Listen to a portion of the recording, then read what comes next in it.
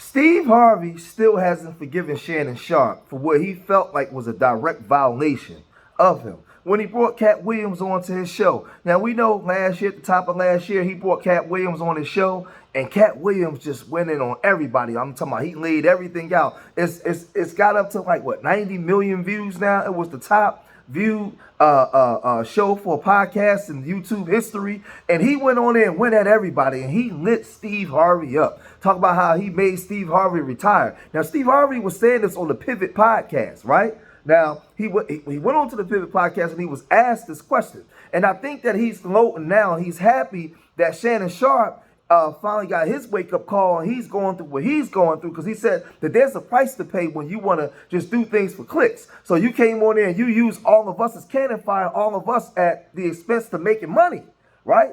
And Shannon, he went on to Shannon's show. When he first went on the Shannon show, he was the biggest guy that came on there. He had got the biggest ratings prior to Katt Williams coming on there. So he felt like that they were friends, and you sold out, right? Basically, that's what he's telling the Pivot podcast. You sold out and you went against the grain, right? So he's on the Pivot podcast and he's saying this. Y'all got a podcast and you're doing it brilliantly. Please don't stop doing the way you do.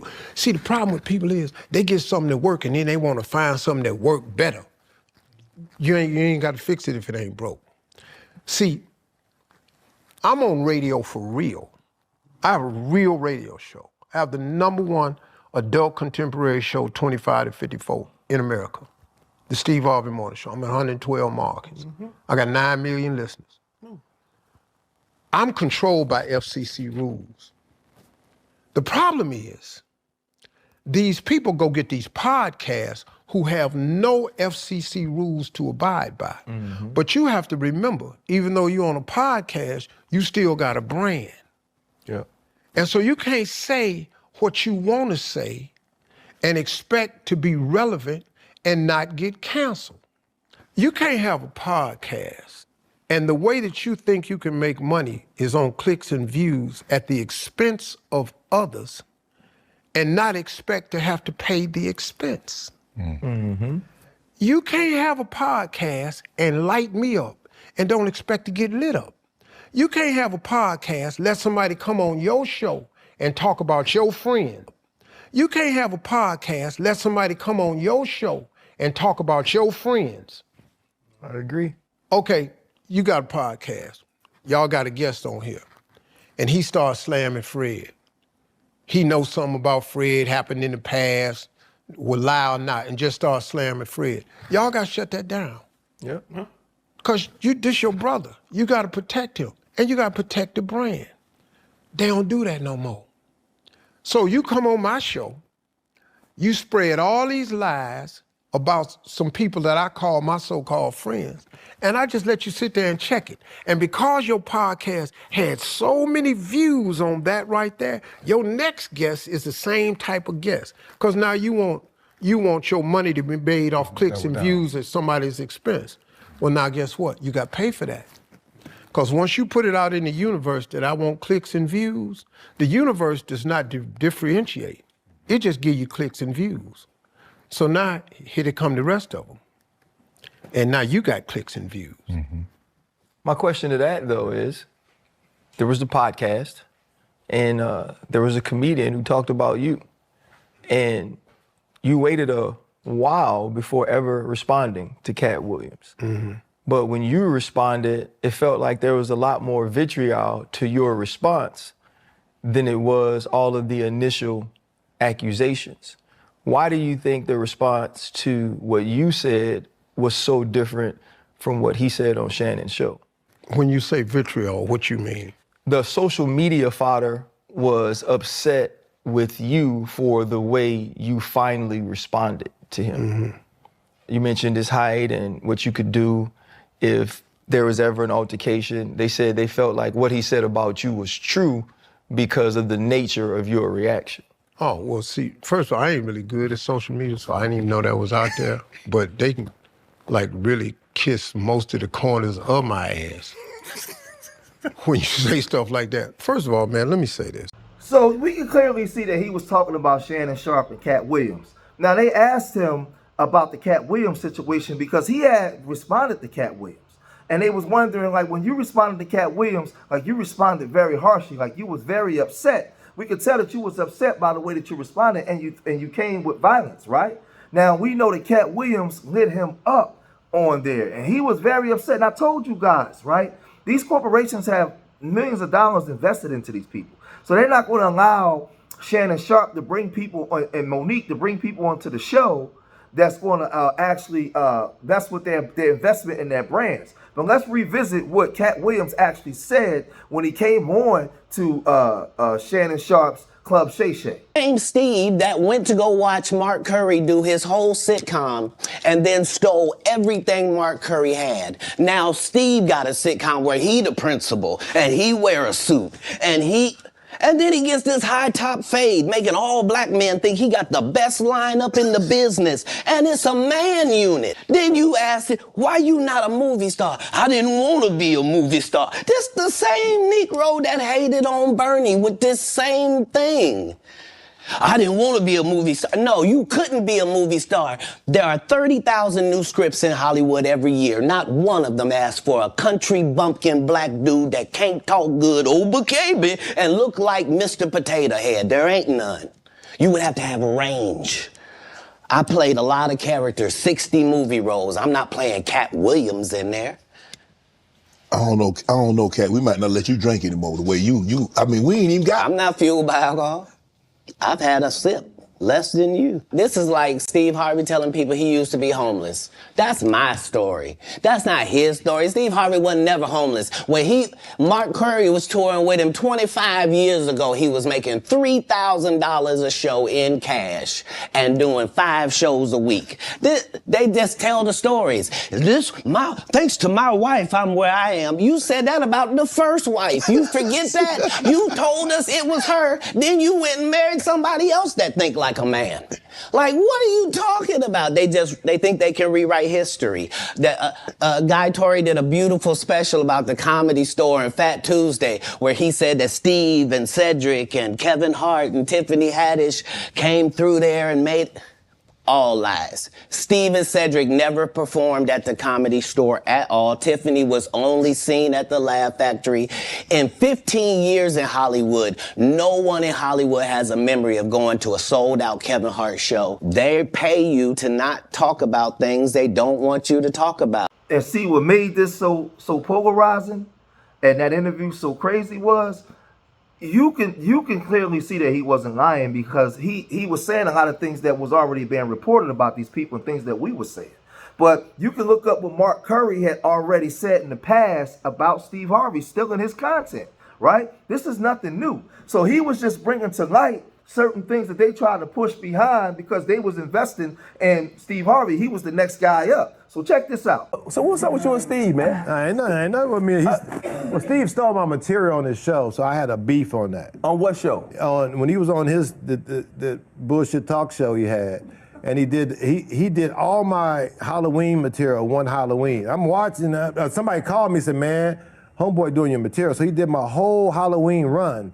And I know he didn't think of it. And this is true stuff that really happened to me. And so my thing is, you don't have to do that, homeboy. Right. So, you made enough money. Wow. You made enough money. You did enough.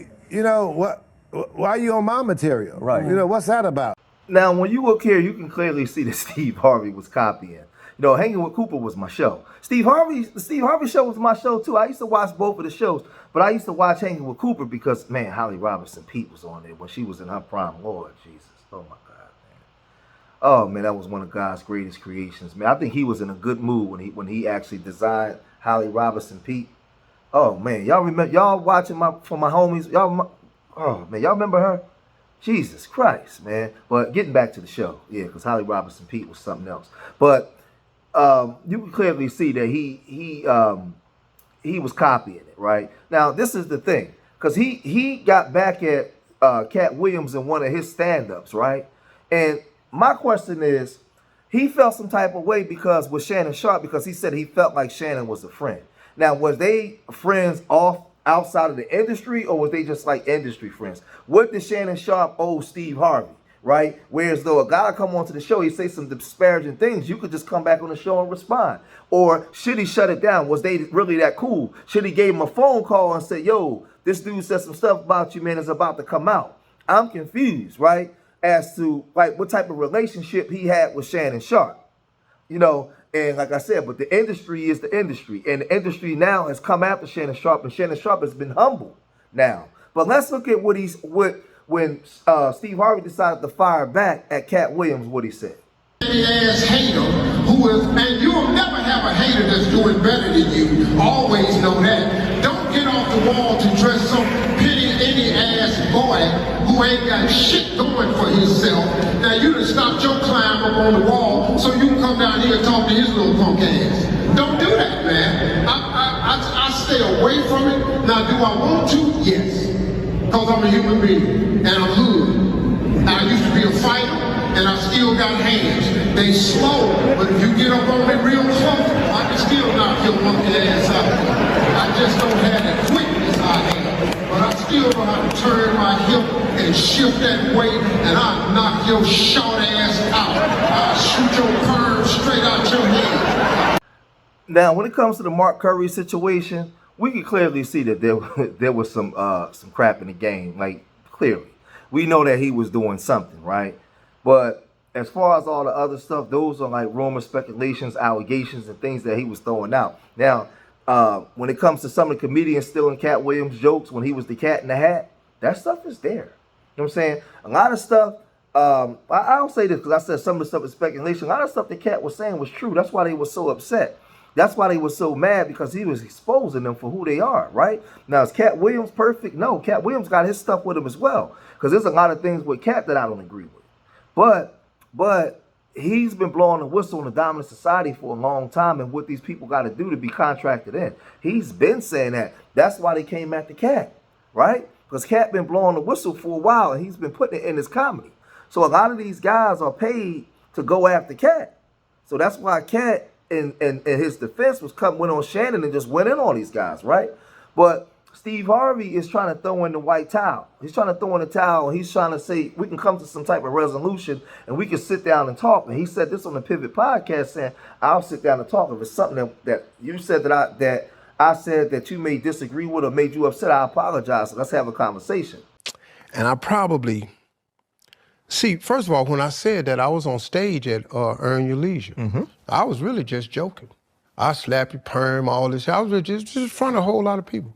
I was really just joking. I don't really, if I had a chance to talk to Katt about anything, I would just ask him what's wrong. Just what's wrong. Let's go to that.